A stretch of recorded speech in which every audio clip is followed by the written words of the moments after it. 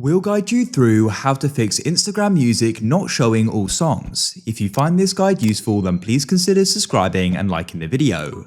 This can be super annoying, so let me show you how you can fix it. I just want to show you what's currently happening for me, so let me swipe across. I'll go and take a story like so. I'll then click on the music icon at the top, and I want to go and use some music by an artist called Santan Dave like so. You'll go and see it's not appearing there. It is important to note that not every single song in the world is on the Instagram Music library, but a lot is. And often Instagram isn't showing you it because you've got a setting turned on, and I'll show you how to turn that off to then show all the music on the Instagram Music library. So what you can do is come off this and you can go and discard it. You need to come back to your profile page. Now you need to go to the top right and click on the three lines, and you need to go and scroll down to the For Professionals. This is often happening because you've got a professional account.